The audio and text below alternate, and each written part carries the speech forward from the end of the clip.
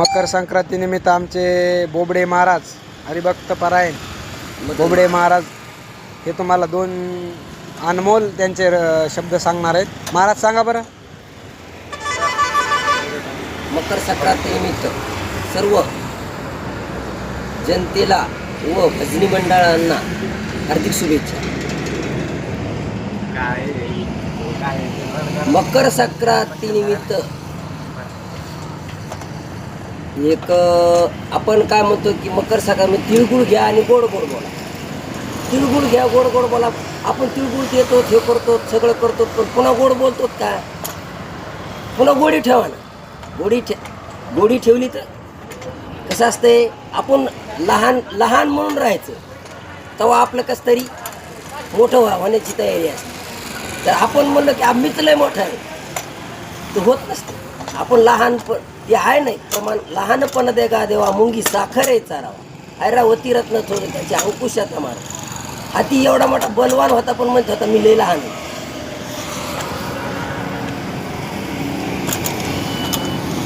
भावाभावात द्वेष निर्माण करू नका, भावाभावात प्रेम ठेवा।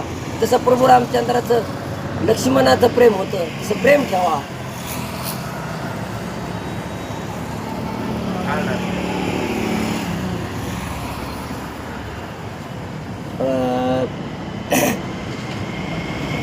मग आपण काय म्हणतो, तिळगुळ घ्या आणि गोड गोड बोला। आपण तिळगुळ घेतो, गोड गोड गोड गोड बोलतो का? येणार देहात येऊन आपण भक्ती करावा। तसं सांगा ना काय नवीन।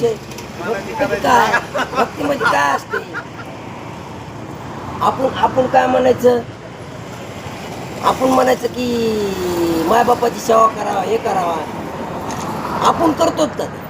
आपण ज्यावेळेस आपण करतो तेव्हाच आपण दुसऱ्याला सांगायचं। असा नियम आहे। आता मकर संक्रांती निमित्त असा एक नियम ठेवला आहे महाराज, तुम्हाला सांगतो मकर महाराज, मी असा एक नियम ठेवला आहे। सकाळी उठणे, पूजा करणे, आईचं दर्शन घेणे, बजरंगबलीचं वडील वारलेत आमचे, आई आहेत, तर सकाळी उठल्याबरोबर घरची महापूजा करणे आई आजपासून चांगला नियम सुरुवात केला महाराज।